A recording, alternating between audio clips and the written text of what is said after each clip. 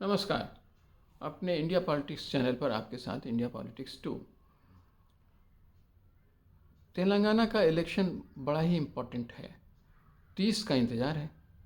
आज राहुल गांधी, प्रियंका जी वगैरह वगैरह सभी जो कांग्रेस की ओर से जो भी कुछ रोड शो और जो कुछ भी वहाँ एक पकड़ बनानी है तेलंगाना में, उसके लिए कांग्रेस की ओर से ज़बरदस्त काम हो रहा है। आज आज कल मोदी जी करके गए हैं वहाँ।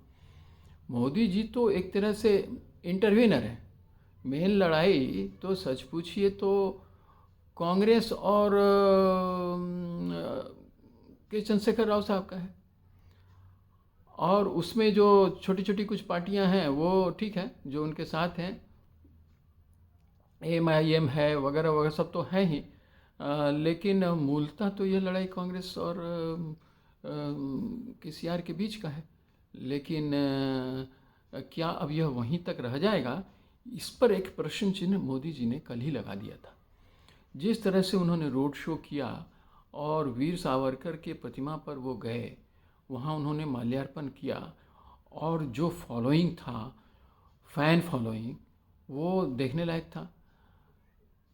अब उसके कंट्रास्ट में अगर हम आज देखें तो यहाँ भी राहुल गांधी भी पहुँचे हुए, उन्होंने भी अपनी बातों को लोगों के बीच रखा है, प्रियंका जी ने रखा। अब इसके क्या मायने हैं? जहाँ तक मुझे लग रहा है कि इससे क्या होने वाला है, मुझे तो लगता है कि कहीं इससे KCR को ज़्यादा फ़ायदा ही तो नहीं होगा। हो सकता है, क्योंकि जो कांग्रेस के वोट ही कटेंगे क्या जो भाजपा की ओर आएंगे? यह भी एक सवाल है। हो सकता है कि इससे KCR को ज़्यादा फायदा हो जाए। ये एक बड़ा प्रश्न है। और दूसरा मुझे ये भी लग रहा है कि उल्टे कांग्रेस के ही कुछ वोट्स अब कट करके हो सकता है भाजपा को आ जाए, तो उसमें फ़ायदा भाजपा का हो जाएगा। तो लेकिन इतना तय है कि अब भाजपा एक इमर्जिंग पार्टी के रूप में तेलंगाना में खड़ी हो रही है। पिछले इलेक्शंस में इसके पोजीशन अच्छे नहीं थे, और उसके पहले भी अच्छे नहीं थे। एक बार 5 इतने सीट इन्होंने लिए थे, जहाँ से 119 सीट हैं। बार बार KCR साहब की सरकार बन रही है 2 बार से, जब से यहाँ इस नए राज्य का उदय हुआ है। अब इसमें क्या होना है ये देखने और समझने की ज़रूरत पड़ेगी।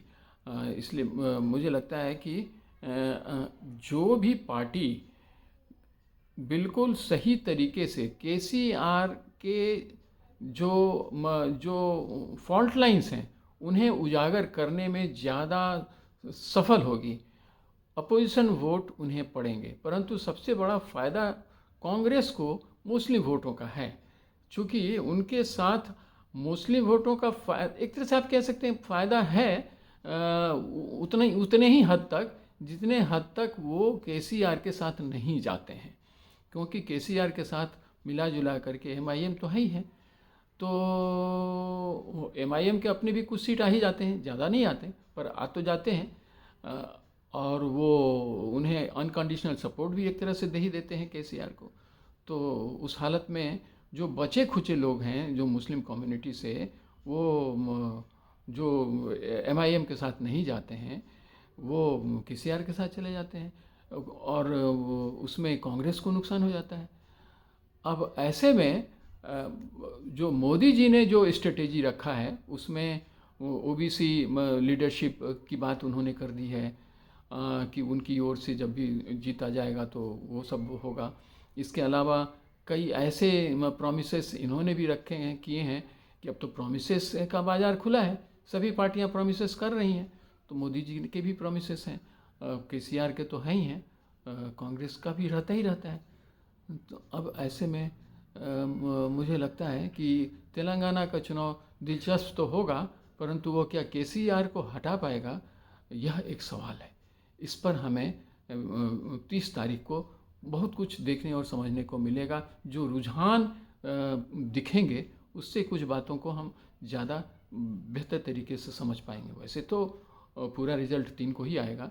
उस दिन तो सारी बातें क्लियर हो ही जाएंगी। जहाँ तक केसीआर साहब का सवाल है, उन पर और उनकी पुत्री पर भी कुछ सवाल उठे हैं, जो कुछ सेंट्रल एजेंसीज़ हैं उन लोगों ने भी उसे उठाए हैं। लेकिन क्या उससे उनके वोट प्रभावित होंगे, ये देखने वाली बात है। ज़्यादातर ऐसा होता नहीं है, क्योंकि हमारे यहाँ ये सब एक डिस्कोर्स में तो आता है, परंतु रिजल्ट में नहीं आ पाता है। लोग उसको उतना तवज्जो देते हैं या नहीं, यह भी एक प्रश्न चिन्ह है इस पर। मैं तो बराबर इसे एक प्रश्न चिन्ह के रूप में देखता हूँ, क्योंकि बड़े बड़े अनलेस कि कुछ इतना बड़ा कुछ हो जाए कांड, जिससे आम व्यक्ति को लगने लगे कि वो उसका जीवन प्रभावित हुआ है, तभी जा कर के इस तरह के चार्जेस अगर जो लगते हैं तो वो इलेक्शन के रिजल्ट को प्रभावित करते हैं। अन्यथा कहीं भी ऐसा दिखता नहीं है बहुत खुले तौर पर। मुझे अब एक्सेप्शंस तो हैं ही, इस तरह के एक्सेप्शंस हुए हैं राजनीति में, लेकिन यह रूल भी नहीं है। तो ये नहीं कहा जा सकता है कि केसीआर की सरकार इस बार नहीं बनेगी। केसीआर की सरकार अभी भी बनती हुई जरूर नज़र आ रही है, परंतु ज़्यादा स्टेक मुझे अभी यह देखने में है, ज़्यादा इंटरेस्ट है कि भाजपा इसमें क्या कर पाती है। चूँकि वोट जो कुछ भी होना है वो या तो कांग्रेस के वोट कट के भाजपा में आएंगे, या भाजपा के वोट तो वैसे भी उस तरह से थे ही नहीं।